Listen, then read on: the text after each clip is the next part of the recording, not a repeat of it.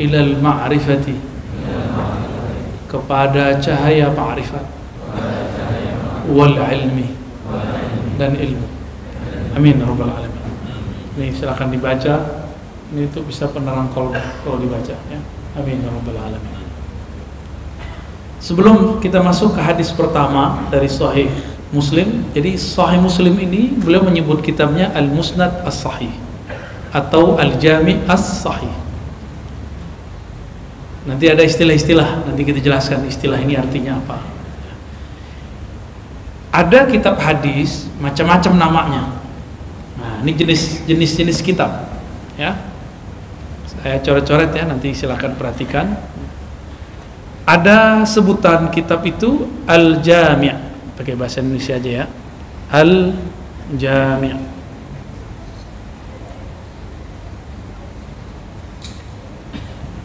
Al-Jami'. Apa arti Al-Jami'? Kitab yang mengumpulkan hadis, dimulai biasanya dari bab iman. Ada As-Sunan.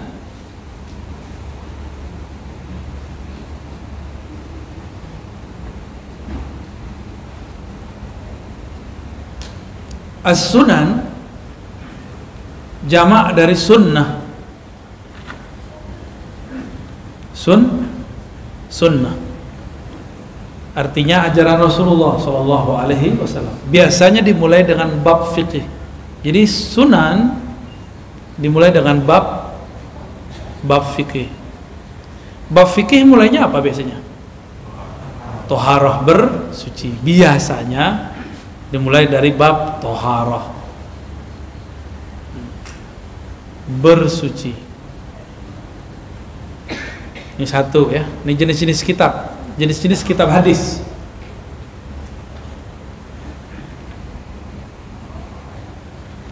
Yang ketiga, ada yang disebut dengan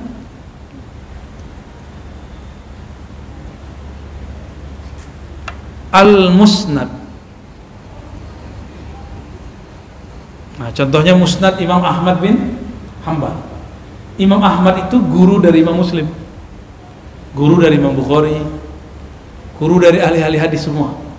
Beliaulah yang menulis kitab Al-Musnad Ahmad bin Hanbal, dan beliaulah pendiri mazhab Hanbali, Ahmad bin. Bagaimana isi kitabnya? Musnad itu biasanya dimulai berdasarkan nama sahabat. Jadi babnya itu berdasarkan nama ya. Jadi satu nama satu bab. Contohnya gini. Sahabat pertama yang kita anggap paling senior siapa? Abu Bakar. Maka pertama, jilid pertamanya Al-Musnad Abi Bakrin. Maka semua riwayat yang didapat oleh Imam Ahmad disebutkan jalurnya bersumber dari Imam Ahmad, dari Abu Bakar, maka dikumpulkan di situ. Ini biar nggak pakai teori macam-macam, ini kita tunjukin kitabnya ya.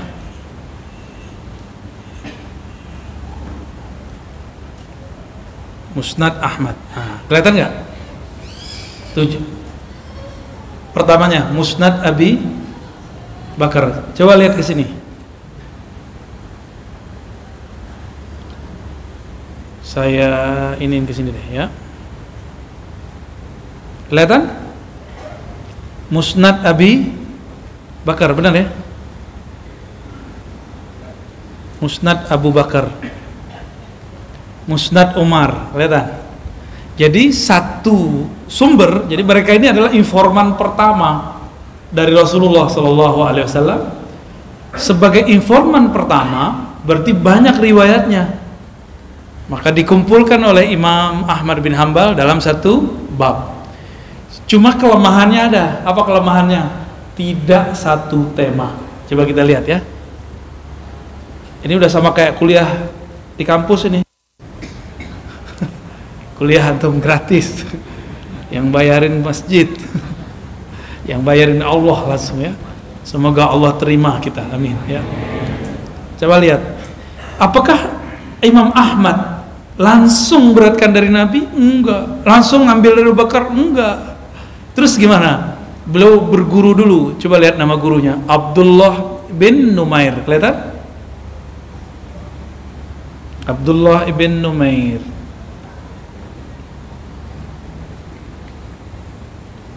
Tuh, Abdullah bin berguru dulu dia ke Abdullah bin Numair. Abdullah bin Numair berguru kepada Ismail, Ismail kepada Qais. Qais cerita, qama Abu Bakrin, Abu Bakar berdiri, fahamidallah, lalu dia bertahmid, memuji Allah. Ini khutbah dia ceritanya. Summa qala, lalu dia berkata, ya ayuhan nas, innakum taqra'una hadhil ayah, ya ayyuhallazina amanu alaikum anfusakum la yadurrukum man dhalla idza ihtadaitum. Wahai manusia, hendaklah kamu urus dirimu sendiri, sehingga ketika ada orang yang ingin merusakmu, maka dia la yadurrukum, dia tidak akan dapat merusakmu idza tadaitum, jika kamu dapat hidayah. Apa kata beliau? Inna sami'na Rasulullah, kami sungguh mendengar Rasulullah SAW yaqul, kata beliau nih, innan nas irada'ul munkar falam yughayyiruhu aw syaka ya'umuhum Allah tabaraka taala biqabi. Orang kalau ngeliat mungkar terus dia tidak rubah. Kemungkaran itu sekarang gak hanya maksiat, pemahaman yang menyesatkan itu munkar, pemahaman yang ekstrim itu munkar, pemahaman yang liberal itu munkar, pemahaman yang menghujat sahabat Nabi itu munkar, pemahaman yang menyalahkan, yang merusak hubungan ukhuwah sesama muslim itu munkar. Kalau kita biarin gimana? Ausyaka, khawatir, ayya'ummahumullah biqabi, Allah akan ratakan iqab-iqabnya. Maka kami dulu pasang badan dengan Habib dulu ya di sini. Udah Pak Bambang maju terus. Terus gimana caranya? Udah tenang, panggil kawan-kawan tuh, ya. Ternyata berjalan terus, dan itu Pak Bambang doakan anaknya lagi dioperasi ya, semoga Allah mudahkan, amin. Itu diteror 6 bulanan, diteror ya, sampai jantungan. Kasihan itu, diteror Pak. Jadi berjuang di masjid ini juga lumayan, sampai kita bisa ini kan jamaah murid-murid kita yang lama ini ngaji di rumah. Kita awal-awal ngaji di rumah di Ciputat, di pesantren. Terus saya hijrah, karena tadinya mau hijrah ke Bogor, mau cari rumah transit. Kita belilah rumah di Depok. Ternyata yang di sono Allah sirnya mengatakan lepas, dia lepas sudah. Tambah jauh lah, datang juga tuh. Cuma karena parkiran tidak mungkin. Saya khawatir orang ngaji senang sama kita, tapi tetangga nggak senang sama saya. Karena menjaga hati tetangga, saya kemudian men-skip pengajian di rumah. Ramai yang datang itu, yang datang banyak. Jadi antum kalau mau ketemu ya, pengajian dia di tempat pengajian atau di ribat ya, di ribat parkirannya banyak. Cuma berbayar ya. Kalau di sini nggak berbayar ya. Di sini sesukanya ya. Barakallahu fikum.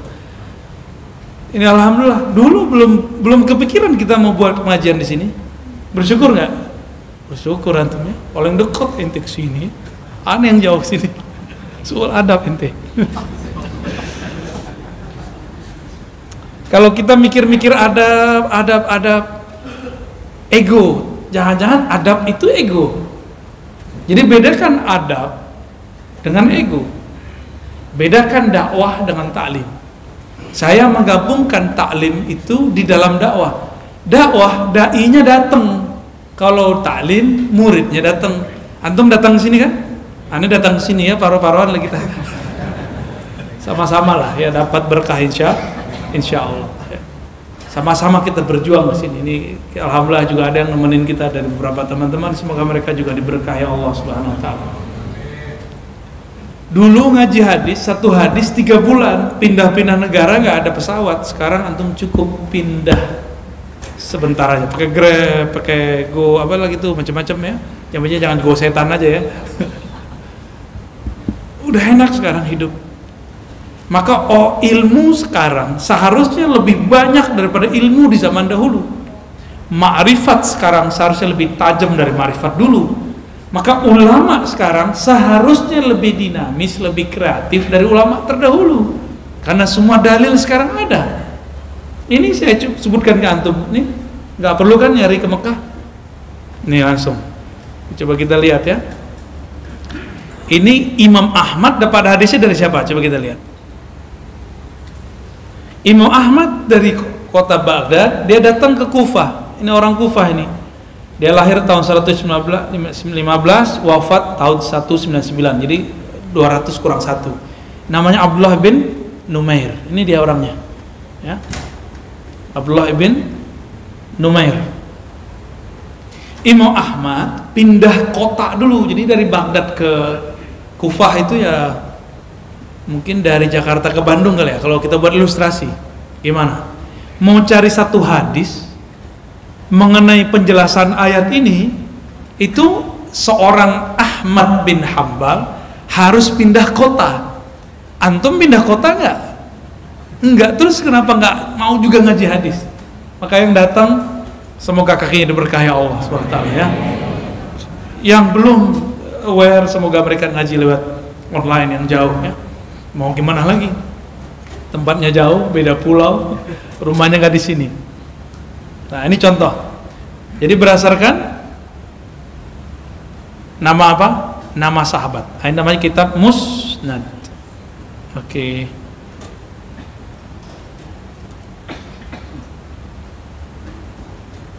Tadi Musnad. Oke, sekarang apa lagi nih? Ada yang tahu nggak?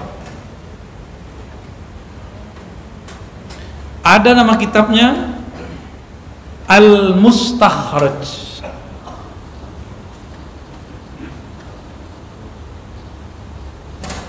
Mustakhraj artinya kitab yang mentakhrij kitab-kitab sebelumnya.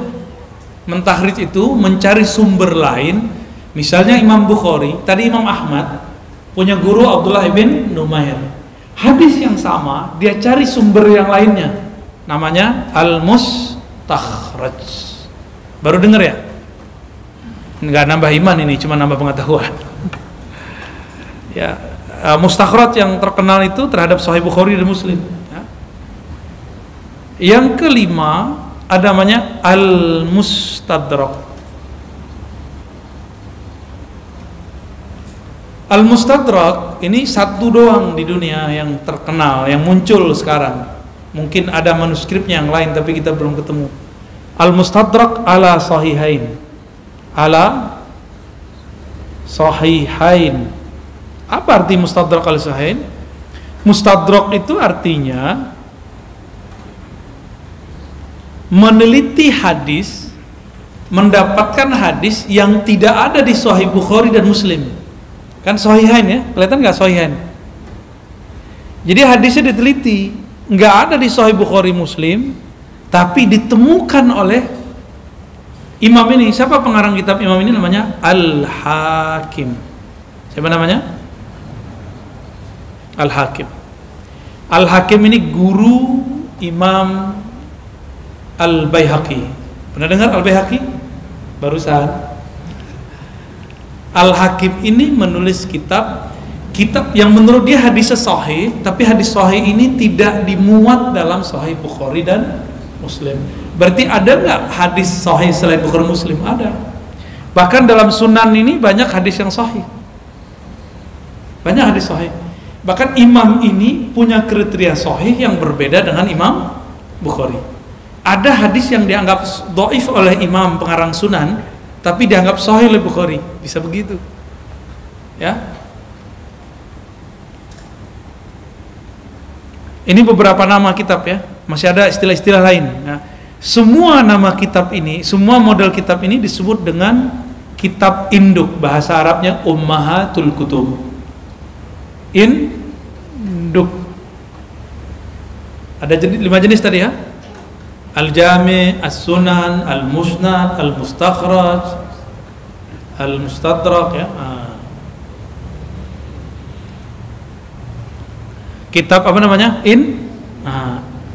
Induk, dia semua tema ada di dalamnya. Ada jenis lain kitab, namanya Ajza. Kitab Ajza itu juzuk-juzuk. Artinya tematik. Yang paling terkenal itu Ajza Ibnu Abid Dunya. Ibnu Abid Dunya. Kitab inilah yang banyak dibaca oleh Imam Al-Ghazali. Masalahnya tidak semua kitab beliau sekarang ada. Di masa Imam Ghazali muncul kitabnya, tapi setelah Imam Ghazali kitab itu nggak ketemu sama orang. Maka orang menduduh Imam Ghazali menyebutkan hadis palsu, padahal hadisnya ada di Ibnu Abid Dunya. Paham?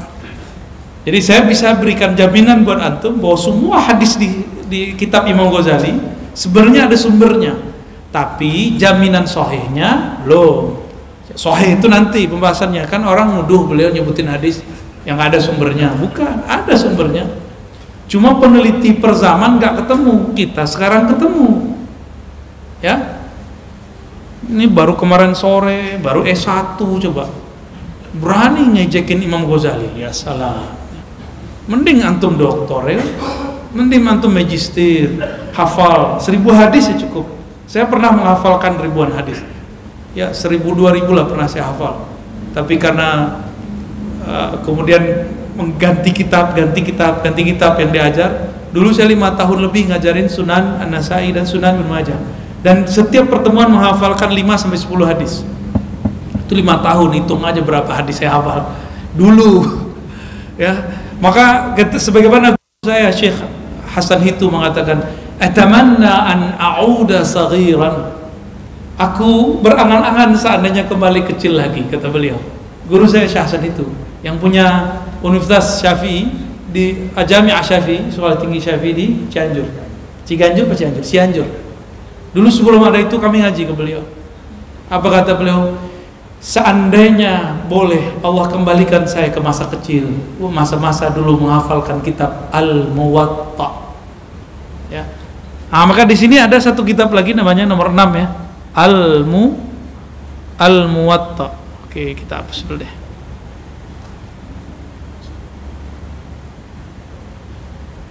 Kitab Al-Muwatta. Kitab Al-Muwatta itu satu-satunya yang sekarang bertahan adalah Muwatta Imam Malik. Al-Muwatta. Apa arti Muwatta? Sama dengan Sahih. Yang disepakati kesahihannya itu arti Al-Muwatta. Dulu Imam Malik diejek oleh banyak ulama. Apa-apaan ente nulis buku yang sudah ditulis orang? Apa jawaban beliau? Wa ma lillahi baqiya. Tulisan yang ditulis karena Allah pasti kekal, karena Allah kekal.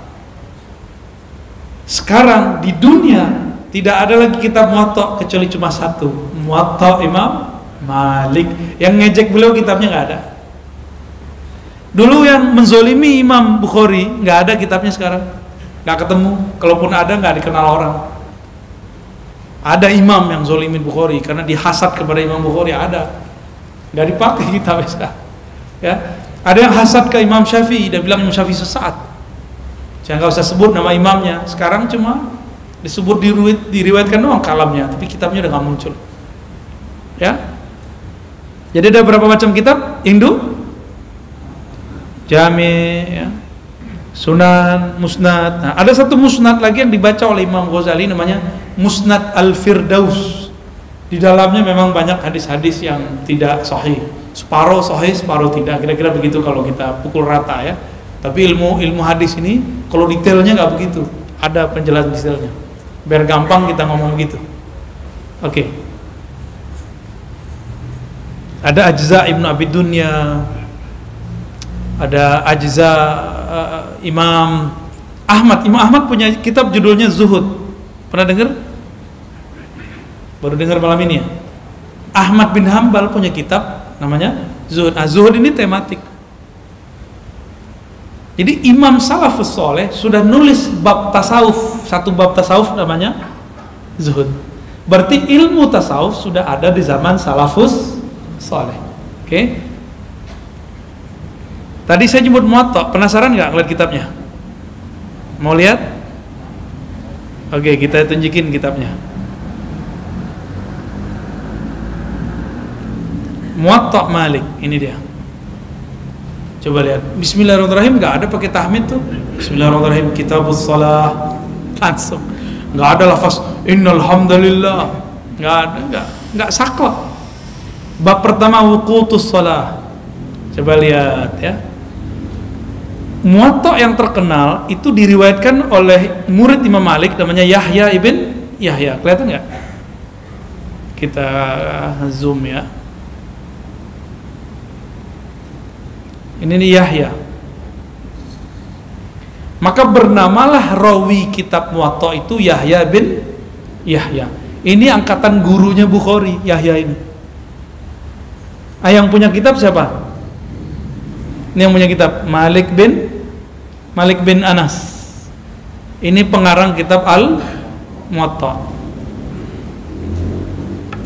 Apa yang diriwayatkan Malik dari Ibnu Syihab Zuhri dari Umar bin Aziz, akharas salata yauman.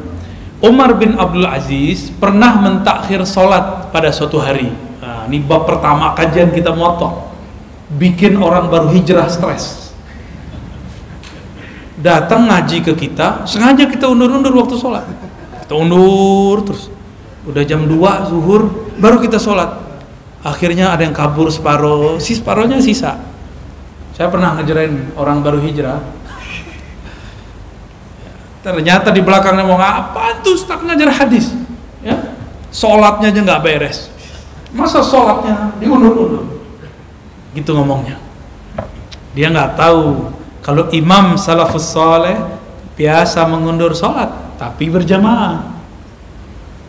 Ini di masjid resmi. Ini contoh ya. Akharas salata yawman, fadakhala alai Urwah, fa akhbaruhu bi anna al-Mughirah asy-Syu'bah akharas salata yawman wa huwa bil Kufah. Mughirah juga pernah sama. Terus begitu. Alaysa qad alimta anna Jibril nazala fa shalla Rasulullah sallallahu summa shalla fa shalla. Jadi di sini diberikan 2 waktu. Nabi kadang sholat di awal waktu, kadang sholat di akhir waktu. Tapi oleh si baby hijrah dianggap si ustadz ahli bid'ah. Karena afdhalus shalah fi awwali waqtiha. Itu salah riwayat hadisnya. Yang sahih afdhalus shalah ala waqtiha. Jadi kalau ada lafaz afdhalus shalah fi awwali waqtiha, itu waham namanya, walaupun rawinya kuat. Riwayat ini harus dikonfirmasi dengan riwayat yang berikut, ala waqtiha. Salat yang paling afdal tepat waktu, bukan di awal waktu. Beda nggak? Tepat waktu beda dengan di awal. Tapi jangan kemudian antum besok ngeles ya.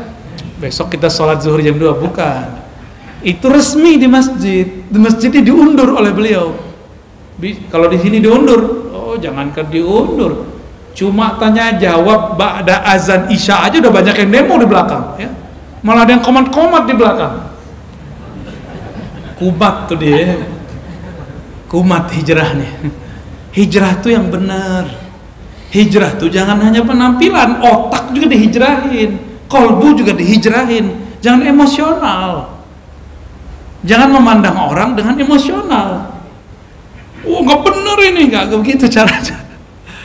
Saya tanya dulu, kalau ustadz dia mengundur pasti dia punya dalil. Kalau ente ngundur nggak ada dalilnya.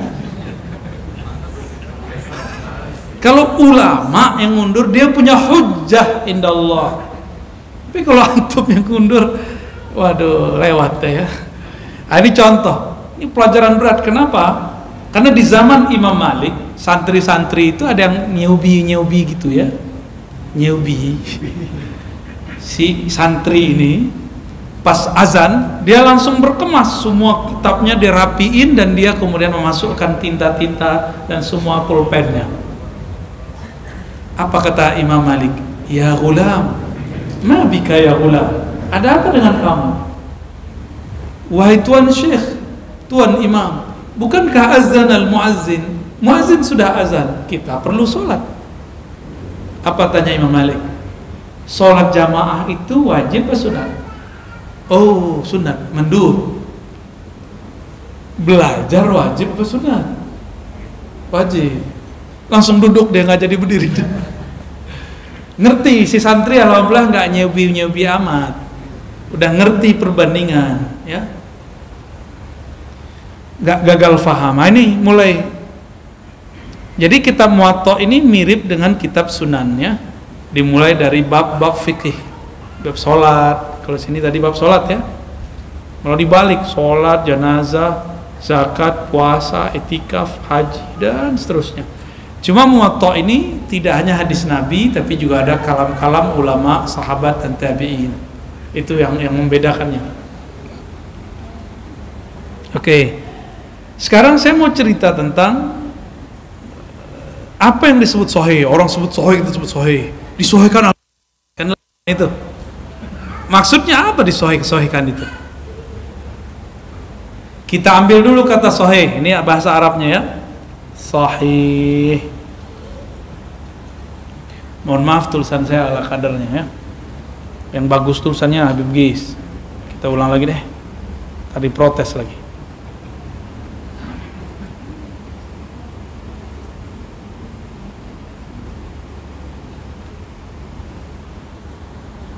Sahih.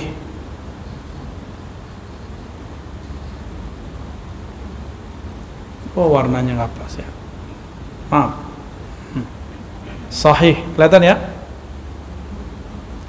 Hadis sahih, kalau disebut sahih, sahih bahasa Arab artinya sehat. Bukan benar, salah itu. Hadis yang sehat harfiahnya. Tapi kok disebut hadis sehat? Hadis artinya apa? Ntar dulu, kita mundur dulu. Apa arti hadis ya? Apa arti hadis?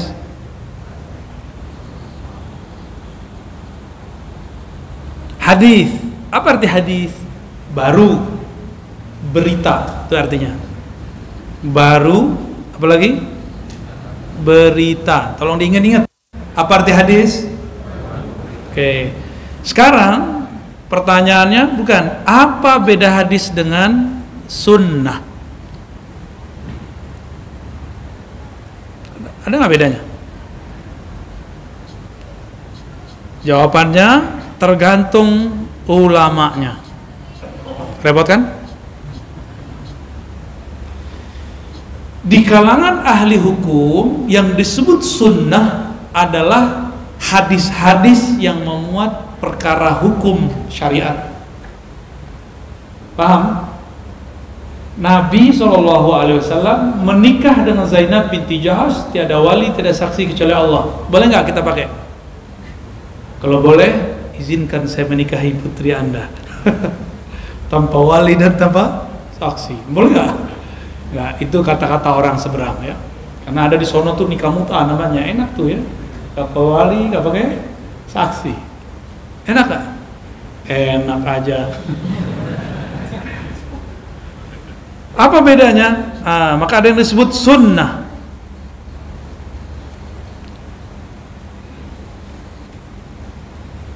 Sunnah itu sebenarnya bukan yang dikerjakan berpahala, ditinggalkan nggak apa-apa. Itu fikih awam. Sunnah arti aslinya adalah tradisi. Satu. Yang kedua, sunnah berarti kebiasaan, sama ya? Yang ketiga, sunnah berarti ajaran. Ini yang pas. Berarti yang kita maksud sunnah apa? Ajaran baginda Rasulullah SAW. Nabi lahir. Nabi jadi pengembala kurma, pakai tongkat. Sunnah nggak? Antum jadi pengembala kurma, pengembala domba. Ini udah mulai ngantuk nih sudah. Pengembala domba, sunnah nggak jadi pengembala domba? Kalau iya cuma siapa nih? Bang Roy, mana Bang Roy? Cuma Bang Roy doang yang lolos nih. Karena dia jualan kambing nih. Ya pasti Bang Roy. Yang lain nggak nyunah. Ya. Nabi istrinya berapa? 13. Meninggal. Cerai ya, cerai 2, sisa 11, meninggal 2, sisa 9. Ayo, ada yang mengamalkan sunnah ini? Berarti ini bukan bagian dari sunnah tasyri'iyah. Ini namanya sunnah khassah, sunnah khusus buat baginda Nabi Muhammad Sallallahu Alaihi Wasallam. Jadi ini nggak masuk ajaran. model rambut Nabi gimana? Nabi itu sampai nutup ini nih apa namanya? Ya, rambutnya ke belakang. Sebelum Fathu Mekah mirip, Nabi meniru model pendeta-pendeta. Nabi mengatakan, saya ingin mengikuti ahli kitab selama tidak ada yang memerintahkan atau dilarang. Jadi kalau nggak ada perintah, nggak ada larangan, Nabi meniru ahli kitab. Karena ahli kitab yang disembah satu. Sedangkan model rambut dibelah, ini dibelah-belah kan modelnya nih. Antum buka tuh belah rata-rata tuh. Belah tengah, belah samping. Itu model rambut orang Mekah, dan orang Mekah saat itu musyrik. Di tahun ke-8 Hijriah, ya, tahun ke-8 terjadilah penaklukan kota Mekah. Orang Mekah semuanya muslim. Maka Nabi pun ganti model rambut. Berarti Nabi ini fleksibel nggak orangnya? Fleksibel, cuma nggak mau meniru musyrik. Yang ahlu kitab ditiru. Lah saya cuma ngomong jenggot Yahudi mirip dia, malah dibalik ceritanya sama dia. Diceritain apa? Ar-Razi menuduh jenggot kami mirip meniru Yahudi. Lah kebalik. Itu tanda kalau nggak ngaji sempurna, ngajinya potong-potongan videonya, ya. Akhirnya akalnya ghairu kamil, fahamnya ghairu daqiq, pahamnya nggak dalam. Antum lihat aja videonya dulu, ya, kan rame itu. Tapi kemudian saya ngajak teman-teman, udah stop, jangan berisik lagi. Tapi ini perlu kita contohin sebagai contoh aja. Jika model rambut aja Nabi elastis, apalagi rambut yang di sini, ya. Ini rambut nggak nih? Rambut apa emas? Apa kata Nabi? Khaliful musyrikin. Hadis Muslim. Berbedalah terhadap orang musyrik. Gimana? Musyrik itu manjangin kumis, manjangin jenggot. Lalu Nabi katakan, potonglah kumismu, wa'ful liha, biarkan jenggotmu. Di Fathu Mekah, orang musyriknya dibiarin aja sama Nabi. Gak dibiarin, apa nggak dilarang sama Rasulullah. Kumisnya tetap panjang. Saya mau tanya nih, antum kalau kumisnya panjang musyrik gak? Mana Pak Kumis, Pak Kumis? Apa hubungannya kumis panjang dengan musyrik? Gak ada hubungannya, ya, gak ada hubungannya. Ada nggak hubungannya? Itu cuma style aja. Jadi Nabi itu memperhatikan style dengan baik. Nabi termasuk yang memperhatikan style dengan baik, ya.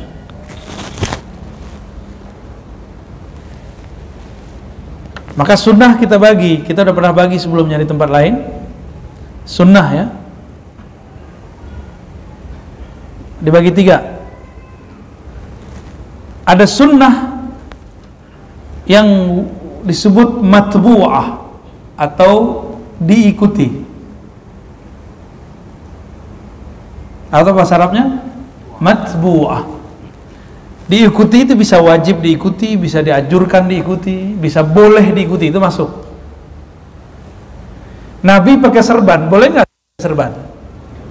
Boleh, boleh, ya, benar. Kalau ada orang pakai serban jangan disalahin, ya, nggak apa-apa. Tapi sekarang orang Indonesia jarang pakai serban. Bapak pendiri bangsa kopiahnya hitam. Dulu ada Piagam Jakarta, ada Kiai Wahid Hashim pakai kopiah hitam. Maka kemudian ulama kita memakai kopiah hitam, ya. Bukan berarti pakai kopiah hitam ini bid'ah. Nggak pakai tutup pala tuh nggak sunnah tuh, ya.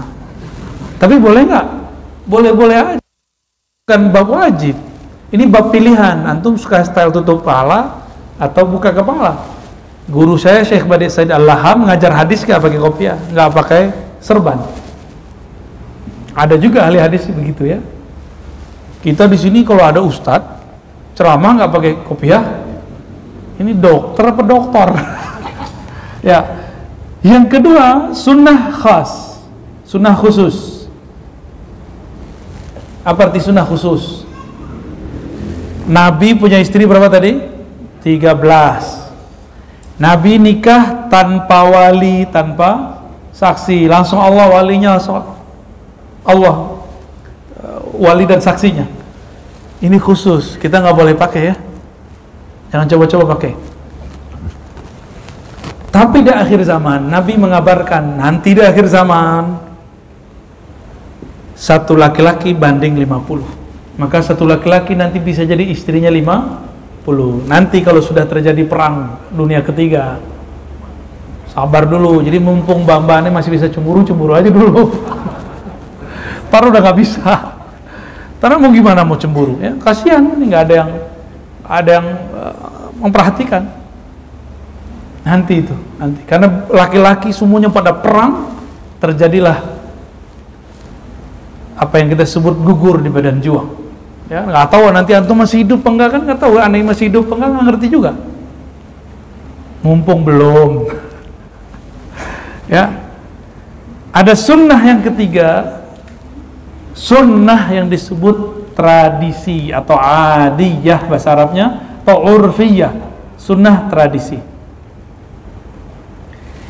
Nabi Arab apa Melayu? Arab apa Jawa? Arab. Sebelum Nabi pakai serban, orang Arab udah pakai serban belum? Udah, berarti serban itu tradisi Arab. Sebelum Nabi lahir, orang Arab udah berjenggot belum? Sebelum Nabi Muhammad SAW lahir, orang Arab udah pakai sarung belum? Berarti sarung, jubah ini model Rasulullah, tradisi. Sekarang ikut sunnah tapi pakai celana, jingkrang lagi kan? Itu tradisi yang mana tuh? Coba antum cari satu riwayat saja, kalau ketemu saya kasih langsung ini tab saya, harganya lumayan. Dakwah Nabi, hadisnya sahih. Kalau hadisnya sahih, Nabi pakai celana, langsung saya kasih cash. Habis itu yang ganti banyak. Kalau ketemu silakan ambil. Sekarang juga diambil boleh. Tunjukkan satu hadis. Nggak ada. Terus sunnah yang mana yang antum hidupkan ketika ikut sunnah cuma jingkrang tapi nggak pakai sarung? Malah sombong dengan jingkrangnya. Malah sombong merasa diri paling benar. Justru itu tidak sunnah. Jingkrangnya sunnah, tapi merasa diri lebih benar itu nggak sunnah. Ya. Berjenggot tapi merasa lebih suci, merasa lebih berhak jadi imam, itu nggak sunnah. Karena sunnah itu dalam hadis Imam Tirmizi diajarkan juga ilmu qalbu. Apa kata Nabi kepada Anas? Wahai Anas, jika sanggup, jika engkau sanggup tidak menyimpan di hatimu ghish, merasa benar, merasa baik, benci. Ini semakin belajar Islam kok semakin benci, semakin hijrah kok semakin jauh dari ulama, dekatnya ke ubaru, ke ulama jauh, saudara nggak disapa lagi, ada orang nasihatin nggak mau dengar, orang beda faham dikit nggak mau bermajelis dengannya. Sunnah yang mana itu yang dihidupkan? Itu bukan sunnah Nabi begitu. Ya. Nabi kalau begitu sampai nggak Islam ke Indonesia? Cuma karena beda faham dikit, satu jingkrang nggak jingkrang, satu jenggotan nggak jenggotan, sampai nggak Islam ke Indonesia? Nggak nyampe. Nabi itu akan jemput bola, beliau itu setiap hari silaturahmi, bahkan orangnya masih musyrik. Ketemu orang Badui belum beriman kepada Rasulullah, Nabi bermajelis dengannya, Nabi aja ngobrol. Nabi itu asik orangnya, nggak kaku. Kif haluk? Nggak ada begitu. Ya, Assalamualaikum. Nah. Kif haluk? Hada kifrun, ada begitu. Nggak ada. Nabi itu nyala-nyalain orang begitu, nggak ada. Kalau iya, 13 tahun juga beliau di Mekah. Ada nggak beliau menghancurkan, merusak satu berhala? Berhala akan diturunkan pada waktunya, jangan turunkan sebelum waktunya. Maka saya menghimbau teman-teman pejuang dakwah, pejuang syariah, kita tegakkan syariah pada waktunya. Jangan sekarang Antum terburu-buru nanti. Yang berhak itu cuma Al-Imam Al-Mahdi. Maka semua perjuangan sebelum itu pasti gagal. Dipastikan gagal karena pakai nafsu. Dan apakah kurang pelajaran dari Sayyidina Umar? Sayyidina Umar marah-marah kan? Dan gak ada perubahan. Justru yang menang adalah yang sabar. Innallaha ma'as sabirin. Gak ada dalilnya menyebutkan Allah bersama orang-orang yang marah-marah, emosi, itu gak ada. Allah itu bersama orang yang sabar. Ya. Maka fi'ah qalilah, kelompok kecil nanti yang berjuang itu adalah kelompok paling sabar sedunia. Yang dikira oleh kelompok yang lain, kalian tuh cemen, kalian itu gak mau berjuang sama kita. Padahal perjuangan yang sebenarnya pada kelompok yang sabar itu. Ya, hati-hati nanti akan terjadi begitu. Ada sunnah tradisi. Nabi pakai onta, kita pakai tradisi kita mau pakai motor, nggak apa-apa kan? Nggak ada masalah. Nabi SAW, beliau punya tradisi kalau di masjid itu, ya, di masjid dulu ada sahabat-sahabat yang tidur di masjid. Itu tradisi sahabat. Nabi membiarkan. Lalu Nabi bahkan kadang-kadang ajak Aisyah nonton pagelaran di masjid. Jadi masjid itu pusat semua, pusat seni. Ada orang lagi pertunjukan seni, apa namanya, ar-raqs bil asa, ya.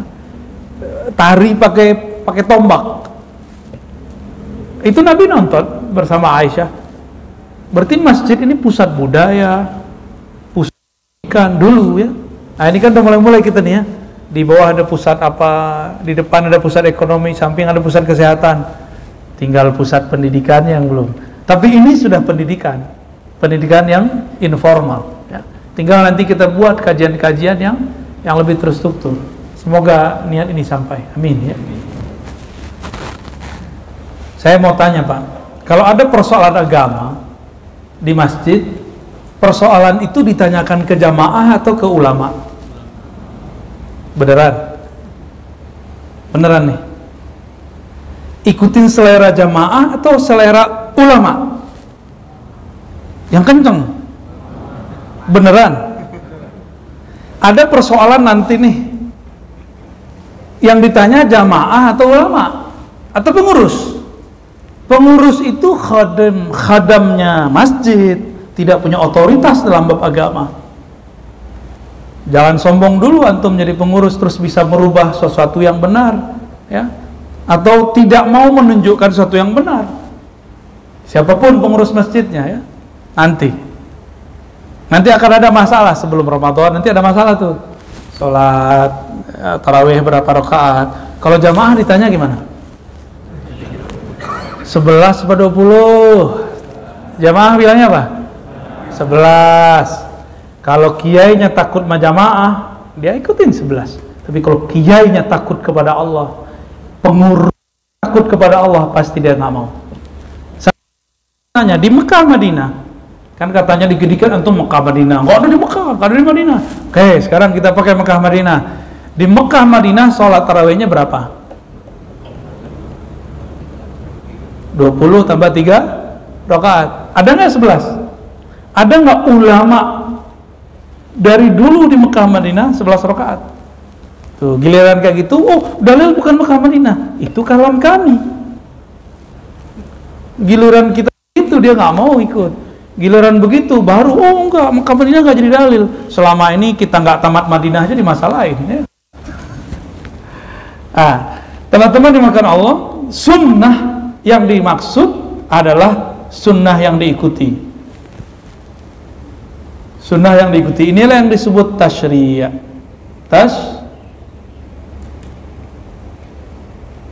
Tasyri' pensyariatan, namanya syariat.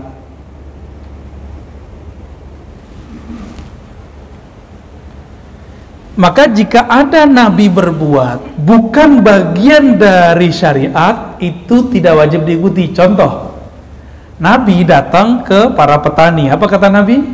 Bagusnya teknik bertani begini. Ternyata gagal panen. Lalu Nabi jawab apa? Antum a'lamu bi umri ini dihafal banyak orang nih. Kalian lebih mengertilah daripada kami. Emang Nabi salah? Maka dalam ilmu usul fikih ada teorinya. Nabi itu sengaja disetting Allah supaya benar. Benar gimana? Supaya orang ngerti bahwa Nabi itu ada sisi kerasulannya, ada sisi kenabiannya, ada sisi kearabiannya. Paham ya di situ? Nabi itu matanya tidur, kolbunya nggak tidur. Coba sunnah nggak? Mata tidur, hati keluyuran. Gimana? Antum itu ya? Baik. Ini pembagian sunnah. Sebenarnya guru saya membagi sampai 8 macam sunnah.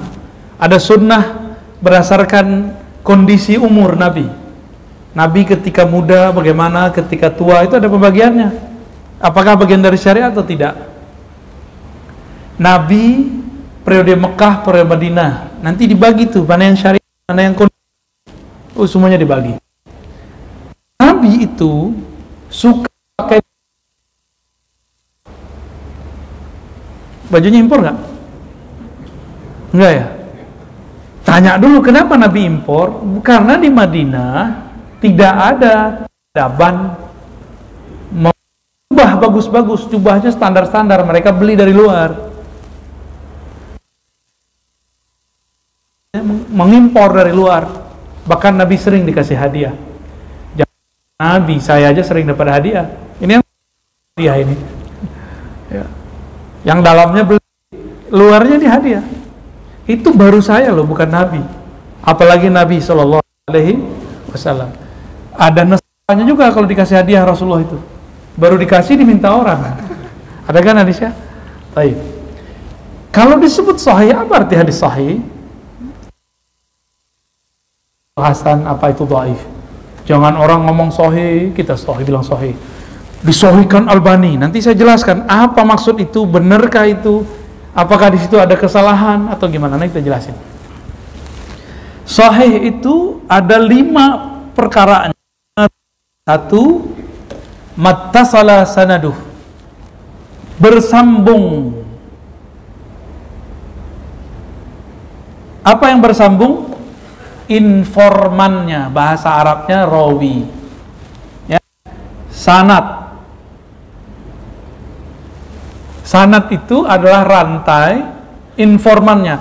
Kabar ini didapat dari siapa? Dari fulan, dari fulan. Contoh nih, Imam Malik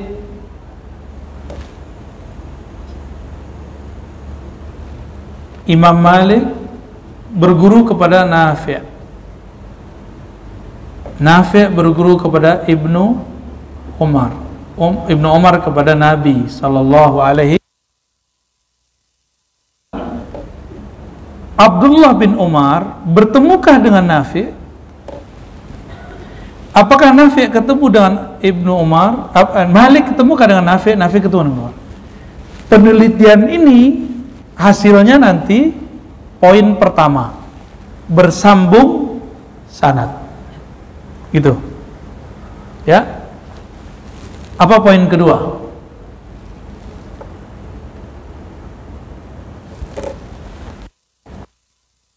Sahih, mattasala sanaduhu binaqlil adlid dhabit. Si rawinya, informannya harus adil. Adil di sini artinya marwah, punya kehormatan, panas gitu ya. Yang ketiga, dhabit atau thiqah, terpercaya.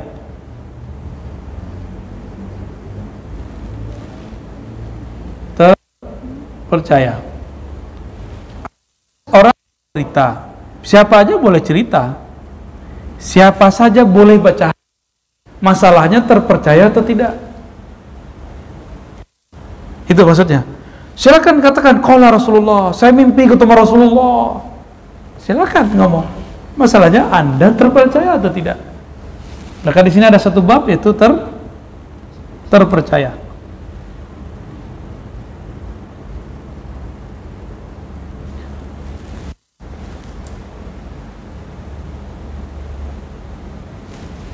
Maaf, ini masih bagian dari adl ya. Kemudian baru disebut dobit ya. Susah nerjemahin ini. Apa terjemahan dobit Sidi Musa? Kuat hafalan ya. Itu hafal dan hafalannya bagus. Antum hafal kan Wadduha tapi salah-salah. Apalkan amma yatasaalun depannya doang. Ya kan? Ini hafal plus dobit. Kalau percaya. Dobit itu ada dua. Dobit hafalan sama dobit tulisan. Dia nulis kitab, tapi dia nggak ngeh apa yang dia tulis, nggak dobit juga. Jadi ulama dulu tuh nulis, tapi dia nggak sadar apa yang dia tulis. Dia lupa apa yang dia tulis, maka nggak masuk. Jadi ada dua tuh pembagiannya. Gimana? Pusing nggak? Bisa ngikutin ya? Ada orang, dia terpercaya orang baik, terpercaya, adil, tapi hafalannya lemah. Ada nggak orang begitu? Orangnya baik, soleh, tapi dia nggak hafalannya nggak kuat. Bisa nggak jadi guru? Nggak bisa jadi guru. Antum aneh sebut nama kitabnya udah lupa dari tadi kan? Muwatta karya siapa? Serius? Musnad karya siapa? Ahmad. Serius? Kitab Zuhud karya siapa? Ya. Kitab Musnad Al-Firdaus karya siapa? Nah, mulai deh. Terus adil dobit, apalagi? Yang keempat, maka 5 ini satu paket. Tidak syaz. Sikoh itu masuk di adil, ya. Terpercaya. Jadi kalau ini nih sikoh nih, adil. Tidak syaz, ya. Tidak ganjil dan cacat. Tidak cacat. Ada orang sanadnya nyambung, orangnya terpercaya, hafalannya kuat, tapi ganjil. Contohnya riwayat Ainallah, di mana Allah. Itu sanadnya oke, tapi lafaznya harus dibenerin. Maka harus di-compare dengan riwayat yang lain. Di mana Allah itu di-compare dengan riwayat yang lain, baru benar artinya. Jadi harus dibenerin. Ganjil nggak? Ada orang masuk Islam cuma ngomong Allah di langit. Baca hadis Isra Mi'raj. Nabi itu ketemu Allah di langit? Nggak. Nggak ketemu. Yang ketemu siapa di langit? Arwah para nabi. Bahkan di Aras pun bukan pertemuan Allah. Aras itu tempat munajat kepada Allah Subhanahu wa ta'ala. Rasulullah kalau mau ketemu Allah cukup di bumi, di mana aja. Kenapa perlu ke Aras? Itu menunjukkan ketinggian makom Nabi dalam bermunajat. Itu maknanya ya. Tidak cacat. Nah, tidak cacat itu berarti ada kesalahan tidak terlihat secara kasat mata, tapi dia cacat. Nah, nanti ada. Ini yang disebut sahih. Jadi berapa macam sahih? Ininya, syaratnya sanad bersambung, adil, dhabit, tidak ganjil, tidak cacat. Kalau kita pembahasannya cuma 3, jadi saya nih pembahasannya cuma sampai 3 ini. 1, 2, 3. Itu sudah disebut sahih sanad. Ya, jadi saya cuma bahasannya sampai di sini. Ya, ini sudah sahih, tapi sahih di bagian sanad. Sahih mutlak harus tidak ada ganjil, tidak ada cacat. Dan ini ilmu paling rumit dalam hadis. Ilmu paling rumit. Saya pernah mengajarkan kitab mengenai cacat ini, namanya ilal. Yang pakar ilal ini Imam Bukhari. Bukhari nggak meninggalkan kitab ilal, tapi dia punya murid namanya At-Tirmizi. Maka saya mengajarkan kitab itu setelah disyarah oleh Imam Ibnu Rajab Al-Hanbali. Kitabnya asik dibaca, tapi akan sanggup dibaca kecuali orang yang sudah lama ngaji hadis. Alhamdulillah. Ya, dulu khatam ya Sidi Musa ya? Ini ada yang khatam dulu ngaji Mas ini, Sidi Musa, ahli hadis. Tadi ada 5 ya. Kita tulis di sini biar gampang. Saya tulis saja, sambung, adil atau terpercaya, dhabit, terus tidak illat, tidak cacat, tidak ganjil atau syaz, ganjil. Coba perhatikan, kapan hadis ini disebut tidak sahih? Jika saja dhabitnya berkurang, hafalan dia kuat tapi kurang dikit, namanya hasan. Ya, paham di situ? Jadi ini yang paling penting di bagian hafalan. Ya, di bagian hafal ini penting sekali. Dia hafal tapi salah-salah dikit gitu, maka disebut hasan. Apa arti hasan? Hadisnya bagus tapi tidak sampai valid. Di sahih itu bisa kita artikan valid.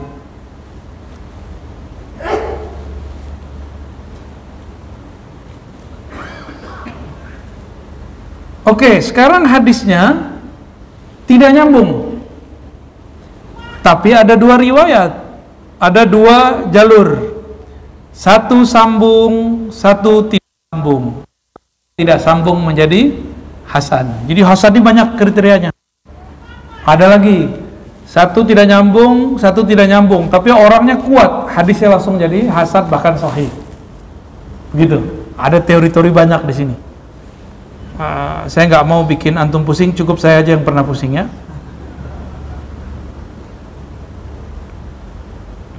Mau tahu contoh hadisnya? Kita langsung kasih contoh.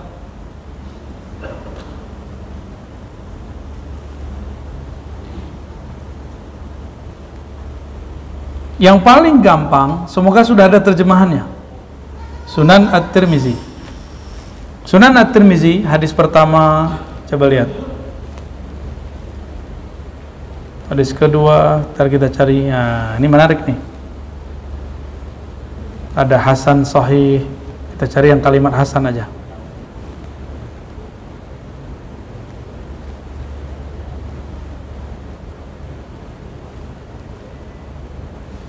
Yaudah ini aja deh ya. Kelihatan nggak?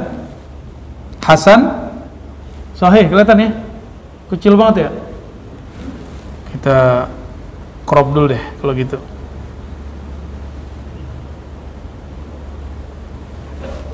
Kelihatan nggak? Paling bawah. Hasan sahih. Loh kok bisa digabung? Jadi bagi beliau ini hasan ya, sahih ya. Itu ada lagi tuh ilmunya. Nah, cukup kita ambil nih dulu ya. Hasan. Hadis hasan itu gimana ceritanya? Dari mana dia mengatakan ini hadis hasan? Nah, nanti dari rawinya nih. Ahmad bin Abdah, Hamad bin Zaid, Abdul Aziz, nanti ketahuan di situ. Kita tutup ya. Nanti ketahuan. Saduq la ba'sa bih. La ba'sa bih hujjah. Nah, karena rawi ini tidak sampai derajat hafiz yang kuat, dia cuma saduq. Dia tidak sampai derajat sahih mutlak. Ya. Hamad ini imam besar, kalau ini imam besar ya. Abdul Aziz siqah. Tapi ada yang mengatakan dhaif. Nih kecil-kecil saya tunjukin. Jadi ketika seseorang mengatakan hadis ini sahih, dhaif, sahih, dhaif, itu bukanlah kalam Nabi. Penilaian hadis sahih hadis ini dhaif itu penelitian ulama, bukan dari Nabi. Jadi kalau ada syekh mengatakan disahihkan Albani, bisa salah ya Albani? Bisa. Didhaifkan Ar-Razi, bisa salah nggak Ar-Razi? Ya bisa. Ente siapa bilang-bilang setara sama Albani? Gak ada kita bilang setara sama Albani. Ya, siapa juga mau disetarain sama dia ya? Gak mau saya.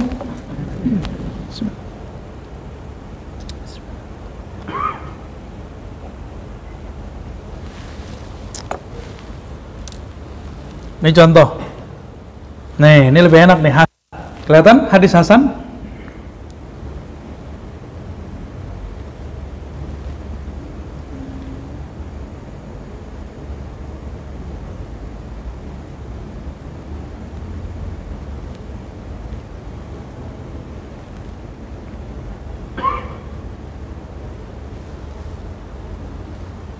Nah, ini contoh. Ini ada hadis dinilai hasan oleh Imam Tirmizi. Yang paling enak kitab Imam Tirmizi. Jadi dulu ada dai, kita tes. Saya tanya, kalau Imam Tirmizi bilang sahih, Albani bilang dhaif, ente ikut siapa? Saya tanya pakai bahasa Arab. Idza sahhahat Tirmizi wa dha'afahu Albani, fa ayyuhuma takhtar? Dia jawab, Albani ya Syekh, Albani muhaddits kabir. Dia jawab, Albani dong, Albani kan imam besar. Oh gitu ya. Ente tahu nggak siapa Tirmizi? Saya tanya gitu. Ente ustad kan? Tahu nggak siapa Tirmizi? Bahasa Arabnya keren. Itu bukan satu dua ustad, saya tanya. Banyak ustad. Enggak lah, ustad nggak tahu siapa Imam Tirmizi. Dia lebih kenal Albani daripada Imam Tirmizi. Pantas diprank sama Albani ya. Emang kalau nggak disahihkan Albani nggak sahih. Kalau Imam Tirmizi mensahihkan, didhaifkan Albani, antum ikut siapa?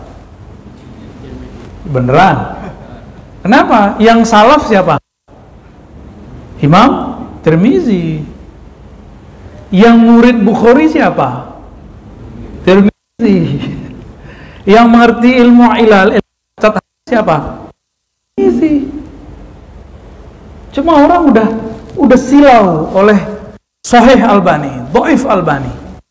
Saya tidak ada urusan dengan Albani dan saya tidak pernah memaki dia. Saya kasih tahu kepada bahwa itu ijtihad ulama, maka dia mencoba mensahihkan, mendhaifkan, kita hargai, silakan. Tapi aneh nggak ikut gitu, boleh nggak? Dia nggak ikut juga, dia kan nggak masalah. Imam kita jadi nggak ikut, Imam Tirmizi jadi nggak lagi kita ikut dia. Coba lihat, antum melihat di sini ada nama Malik bin, tapi riwayatnya nggak ada, jadi dhaif. Ada rawi dituduh Syiah di dalam teks, karena dulu Syiah itu terbagi dua. Ada yang memuliakan Ali melebihi Abu Bakar. Orang ini memuliakan Ali melebihi Abu Bakar. Syiahnya Syiah positif, bukan negatif. Paham? Sekarang muncul, dia nggak Syiah, dia Ahlus Sunnah, tapi ngejek Abu Hurairah. Ya lebih parah, ya. Dipertanyakan Ahlus Sunnahnya. Apa kata beliau? Hasanun gharib. Gharib berarti satu rawi atau satu jalur. Hasan, Malik bin Ismail ini tidak sampai dhabit dia. Ya, tidak sampai dhabit. Nah, kira-kira begitu. Gimana? Kuat nggak kira-kira mau jadi peneliti hadis? Saya teliti, ini Muhammad bin Ismail ini Imam Bukhari bukan? Kan namanya Bukhari Muhammad bin Ismail juga. Itu harus diteliti tuh. Malik bin Ismail, ketemu nggak nih orang berdua nih? Israel, wah Israel Yahudi dong. namanya kok Israel? Ya, emang namanya Israel. Ketemu nggak nih orang? Padahal ini Imamul Muhaddisin, Hafiz Kabir. Jadi namanya Israel. Jadi antum tuh boleh namanya Israel. Tuh orang. Ini Muhaddis Kabir, Hafiz, Dhabit Mutlaq. Ini Israel namanya.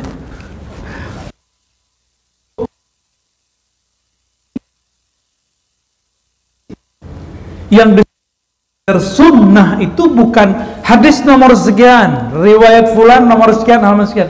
Itu namanya indeks. Bagus juga sih, boleh. Kan udah ditunjukin bagusnya versi Ustadz Adi kan, bagus lah. Kelompok lain lagi, dia berhenti di situ.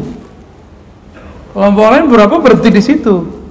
Padahal ngaji hadis bukan nyebutin nomor. Coba lihat, ini nomor siapa yang menulis? Imam Tirmizi atau penerbit? Penerbit.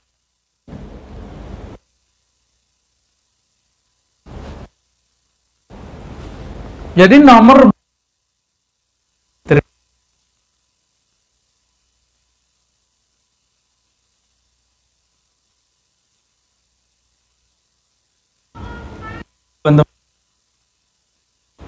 kawin sanggup. Imam Tirmizi ini adalah imam pengarang Sahih Bukhari. Jadi Imam Tirmizi masih berguru. Bukhari ini dalilnya, ini buktinya.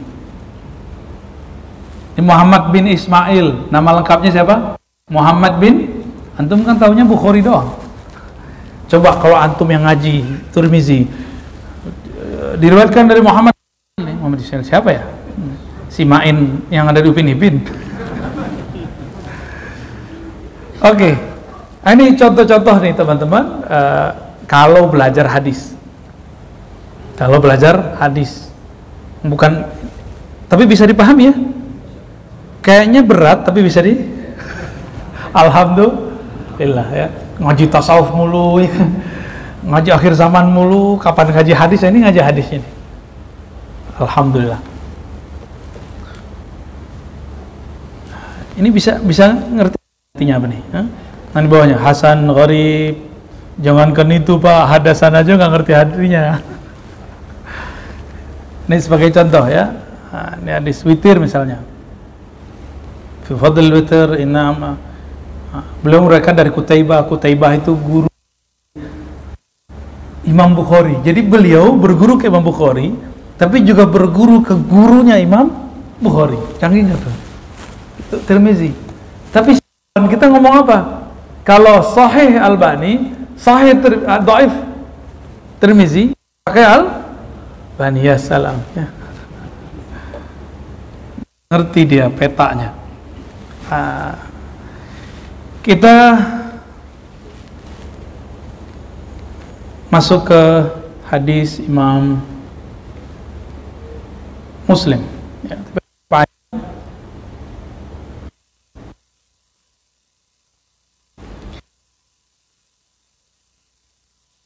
Hadisnya ya. Ini bapaknya. Kita belum baca hadis, baru judul. Karena saya mau jelasin beda Sahih Bukhari sama Muslim itu beda lagi. Mau dengar beda Sahih Bukhari dan Muslim? Oke. Biar kasih unjuk dulu nih loh, depannya Sahih Muslim. Bab bayanul iman wal Islam wal ihsan. Bab penjelasan mengenai iman, Islam, ihsan, wa wujubil iman. Wajib iman kepada Allah, wa bayanud dalil, bayan mengenai dalil ala tabarri, lepas diri, mimman la yu'min bil qadar, terhadap orang yang tidak percaya kepada takdir, wa ighlazul qawli fi haqqi, dan ketegasan terhadapnya. Hadisnya coba lihat. Imam Muslim berguru kepada Zuhair bin Harb. Zuhair bin Harb ini dia lahir 10 tahun setelah Imam Syafi'i lahir. Berarti lebih muda dari Imam Syafi'i ya. Imam Muslim isu wafat 204. Temannya masih hidup sampai 230-an. Berarti orang ini umurnya panjang nggak? Panjang bener. Imam Syafi'i udah wafat duluan, dia masih hidup belakangan. Ini orang ketemu dengan Malik, ketemu dengan kawan Imam Malik, namanya Waqi'. Nih, Abu Khay sama Zuhair bin Harbin. Ya. Di mana dia tinggal? Beliau ini orang Baghdad. Imam Muslim orang mana? Orang Naisapur, Irak. Ntar cari ya di GPS, Naisapur. Cari ntar. Datang ke Baghdad tuh Jakartanya Basiah zaman itu. Jadi orang mau ngaji, datang ke Bintaro, kira-kira begitu, pinggirnya Jakarta. Datang ke sini mau ngaji Sahih Muslim, biar dapat hadis Sahih Muslim di Bintaro. Datang dari mana? Dari Bandung, dari Jawa Tengah misalnya begitu. Ini kalau ntar datang nggak muat masjid kita nih ntar. Ya, antum tanggung jawab deh. Kalau ya ngayal namanya. Taib. Zuhair bin Harb didatangi oleh Imam Muslim, lalu beliau mendengar kalam ini. Berarti selevel Imam Muslim gak langsung dengar Nabi, masih ada guru. Maka beruntunglah orang-orang yang berguru. Dia meriwayatkan dari Waqi' ya.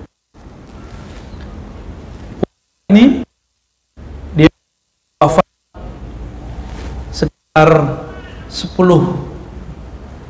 tahun sebelum Imam Syafi'i. Nah, saya cara ngapal saya begitu. Imam Syafi'i 204, 10 tahunnya berapa? Bukan tahun.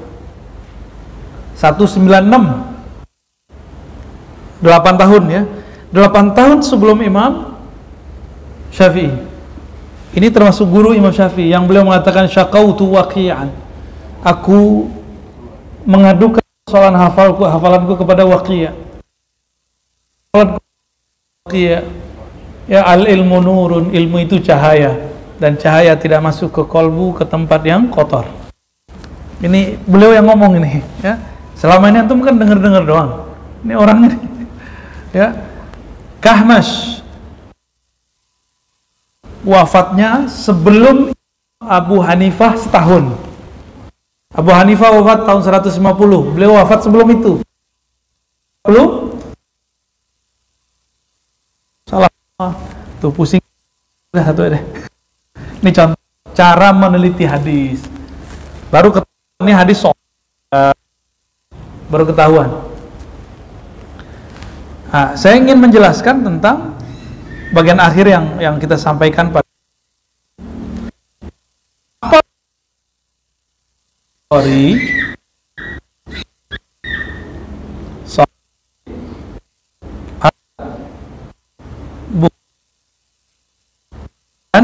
sahih. Ini orang guru, tapi Imam Muslim berguru juga kepada Imam Bukhari wafat tahun 256, Imam Muslim wafat 206.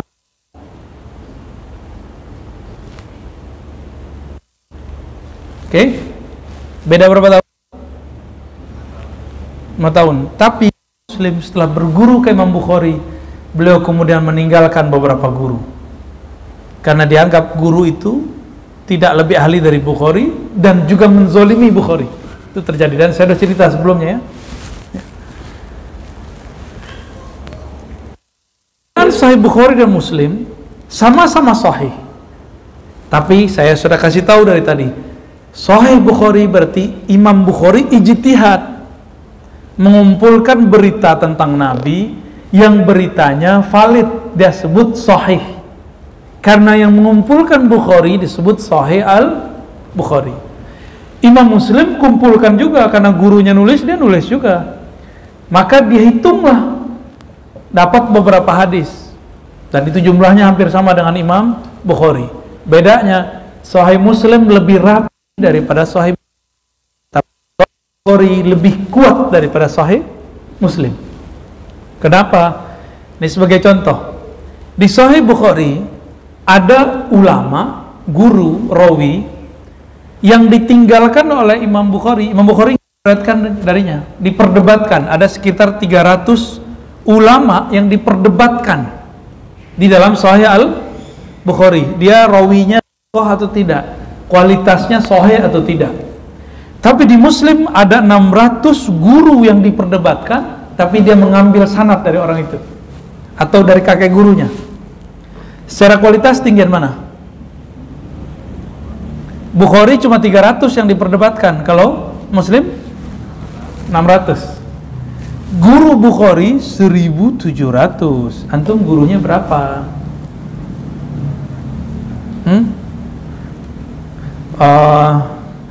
Setiap malam apa nih? Malam ba'da maghrib di MRBJ ada Ar-Razi, besok siapa? Lumayan 7 hari berarti 7 ustadz. Ada beberapa hari paginya juga, oh berarti 9 ya. 9-10, oh lumayan, antum punya guru 10 lah ya. Tapi benar nggak dianggap itu guru? Atau belum benar-benar kita berguru kepadanya? Baru dengar-dengar aja ya. Imam Bukhari mensyaratkan riwayat itu nyambung kalau guru murid pernah lama berinteraksi. Kalau bagi Imam Muslim enggak, cukup semasa satu kota atau bisa dikunjungi, maka cukup hadisnya disebut sahih. Maka secara Sahih Bukhari aqwa min Sahih Muslim, lebih kuat daripada Sahih Muslim. Lakin Sahih Muslim ahsanu tartiban, tartibnya lebih bagus, lebih rapi daripada Sahih Bukhari ya. Ini bagian akhir yang mau saya sampaikan tentang bentuk Sahih Bukhari ya. Antum pasti kaget, Imam Bukhari ngaji pertama kali dia sebutkan hadisnya bukan dari YouTube, nggak lewat buku, nggak. Coba lihat hadisnya. Hadis pertama beliau, ada nomornya ya. Ini oleh pada malam ini. Sebelumnya saya sering menyebut nama imam ini, sekarang antum lihat wujud orangnya ya, bukan orangnya, namanya. Hadis pertama, kelihatan? Qala haddatsana al-Humaidi, menyampaikan, memberitakan kepada kami Imam Al-Humaidi yang bernama Abdullah ibn Zubair, wafatnya setelah tahun 20, jadi 220-an. Beliau orang mana? Makkah. Imam Bukhari orang mana? Pengarang kitab ini Bukhara. Bukhara ke Mekah berapa lama? 2 jam pakai Grab. Ya. Berapa lama? Lama sekali. Pakai onta. Ntar cari di GPS ya, biar antum paham bagaimana susahnya mereka dulu cari hadis. Sekarang aneh anterin doang, masa nggak mau ngambil? Gitu, ya. Dia dapat hadis apa? Hadis yang kita udah sering dengar, coba lihat hadisnya. Innamal a'malu bin niyyat. Hadis ini udah muter kemana-mana, muter ke Sufyan. Sufyan ini pernah tinggal di Mekah. Terus Yahya bin Sa'id pernah tinggal di Mekah. Muhammad bin Ibrahim pernah tinggal di Mekah juga. Umar tinggal di Madinah tapi asalnya Mekah. Maka hadis ini disebut guru Bukhari dengan sanad Makkiyin, guru yang berasal dari Makkah. Makkah. Walaupun dia bukan orang asli Mekah nih, mereka ini. Hadisnya sederhana tuh, cuma innamal a'malu bin. Coba, hadis segampang tinggal cari di Google, ya. Itu orang nggak ngerti bagaimana susahnya mencari hadis ini. Ada tokoh liberal sekarang ngomong gitu, ngapain pakai ngaji kitab hadis? Saya pakai aplikasi bisa baca hadis. Beda, antum ngaji ke guru, baca satu persatu dengan apa? baca ini ya beda. Nanti tolong Pak pengurus sediakan satu kursi lagi di sini untuk mukri, pembaca. Nanti saya bawa mahasiswa saya dari Ribat. Karena tradisinya dulu membaca. Terserah dia mau duduk di atas atau di bawah, nanti urusan dia ya. Tapi nanti antum nanti akan mengikuti model, atau nanti ada beberapa orang di sini. Jadi mereka membaca di depan guru. Ini salah satu tradisi yang dulu dipakai oleh Imam Bukhari ketika beliau belajar. Namanya qira'ah ala syekh, membaca di hadapan guru. Kadang-kadang gurunya yang membaca. Namanya as-sama' ala syekh, as-sama' ala lafzi syekh. Bahasa kita menyimak. Jadi sama menyimak itu bukan dari bahasa Indonesia, itu dari bahasa Arab. Berarti sistem pendidikan kita banyak diadopsi dari kajian ahli hadis media. Bayangkan cuma hadis innamal a'malu bin niat, harus nyari ke Mekah. Dan beliau ketemu dengan Humaidi, beliau nggak bilang langsung saja kepada Allah dan Rasulnya. Enggak. Imam Humaidi ini punya kitab judulnya Musnad. Apa judulnya? Jadi udah dua imam nih punya kitab judulnya Musnad. Al-Musnad sudah dicetak sekarang, sudah ada. Kitab Musnad Al-Imam Al-Humaidi. Beliau tinggal di Mekah. Ternyata usut punya usut. Disinilah hubungan Imam Bukhari dengan Syafi'i. Imam Bukhari berguru ke Humaidi. Dia dengar Humaidi ini adalah murid yang dulu khidmah kepada Imam Syafi'i. Kemanapun dulu Humaidi ini, kemanapun dulu Imam Syafi'i, pasti Humaidi ikut. Imam Sufyan itu gurunya Syafi'i. Tapi ketika dulu ngaji, yang bawain tasnya Imam Syafi'i siapa? Humaidi, santri dia dulu, khodamnya Imam Syafi'i. Ketika dia dapat hadis dari Sufyan, Imam Humaidi juga dapat hadis dari Sufyan. Gak perlu disebutkan Imam Syafi'i. Jadi kalau ahli hadis sudah tahu haddatsana al-Humaidi, langsung Imam Syafi'i. Karena dia jadi orang karena Imam Syafi'i. Dia dapat sanad, dapat ilmu dibawa-bawa sama Imam Syafi'i. Paham di situ? Jadi selevel Bukhari nggak langsung kepada Allah dan Rasulnya. Dia masih mencari murid Syafi'i.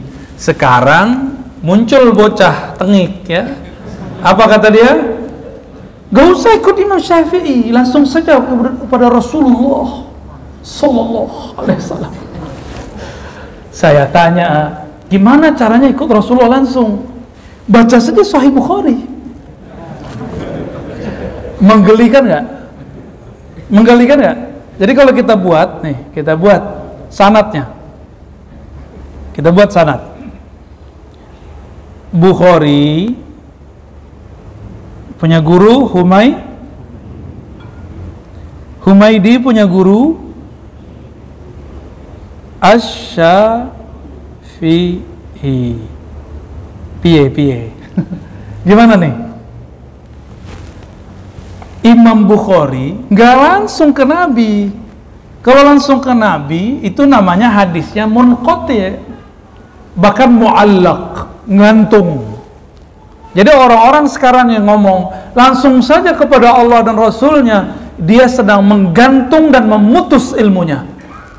Maka ajaran itu dapat dipastikan menyimpang dari ajaran Allah dan Rasulnya. Paham? Ya, itu target saya malam ini. Biar antum faham, saya juga faham mengenai pentingnya berguru bersanad. Imam-imam yang selama ini di frame mereka tidak usah diikuti, ternyata adalah imam itu punya muridnya adalah guru pengarang kitab-kitab hadis yang mereka sanjung-sanjung. Ya, gimana tuh? Jadi kalau masih ngomong langsung saja kepada Allah dan Rasulnya itu gimana? Itu namanya bunuh diri. Ya. Jangan coba-coba ngomong begitu lagi ya. Jadi tolong nanti kawan-kawan, sahabat-sahabat ikhwafillah, tiada lagi di antara kita yang ngomong langsung ke Allah. Ya, yang benar bersanad. Siapa gurunya? Siapa mana sanadnya? Gitu ya. Lalu sepenting apakah kita mengetahui HR itu untuk yang tahu dalilnya, tahu ambil, tahu bagaimana cara memahaminya. Untuk baca Sahih Bukhari harus seperti Imam Bukhari belajar ke gurunya. Kita nggak perlu lagi datang jauh-jauh, tapi cukup sekarang kita mempelajari dari ahlinya, pemegang sanadnya. Alhamdulillah, Allah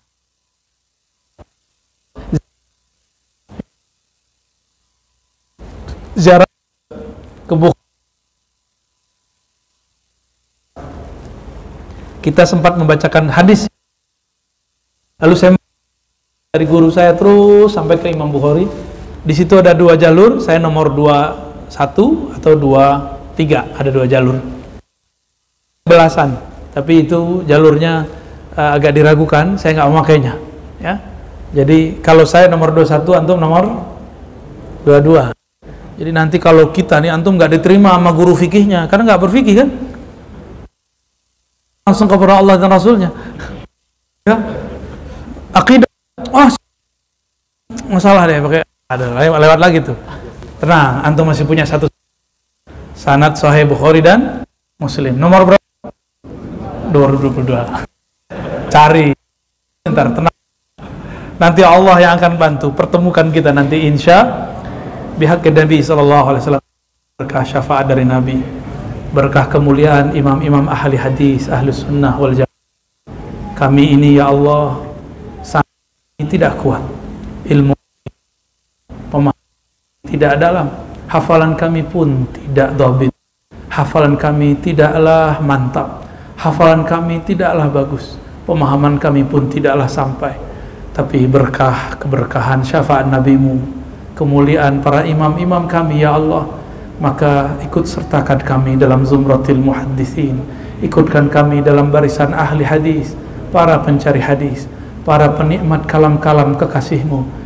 Harapan kami ya Allah, jika kami engkau masukkan kepada barisan mereka, kami berada di belakang baginda Rasulullah sallallahu alaihi wasallam. Ya Allah, ampuni dosa kami, adab kami tidak bagus ya Allah, adab kami mengaji, belajar hadis pun tidak bagus, tidak sempurna ya Allah. Hanya engkaulah yang sempurna. Sempurnakan kami dengan kesempurnaanmu, indahkan akhlak kami dengan keindahan namamu, sempurnakan kekurangan kami dengan kemaha sempurnaanmu. Rabbana atina fid dunya hasanah wa fil akhirati hasanah wa qina adzabannar. Wa sallallahu ala nabiyyina Muhammad walhamdulillahi rabbil alamin. Gak usah tanya jawab ya. Ada gak usah ya. Udah 9:30. Udah dari maghrib kan sini. Saya rasa cukup teman-teman. Nanti kalau ada pertanyaan, mohon nanti ada teman-teman dari mungkin panitia yang remaja-remaja ini, kertas pertanyaannya pakai kertas aja ntar. 5 pertanyaan. Next ya, ke depan kalau umur kita panjang, perjuangan kita diridhoi oleh Allah, insya Allah kita buat tanya jawab, sediakan ya, nanti kertas ya, atau terserah antum nanti atur. Wassallallahu ala sayyidil wujud sayyidil kaunain walhamdulillahi rabbil alamin. Assalamualaikum warahmatullahi wabarakatuh.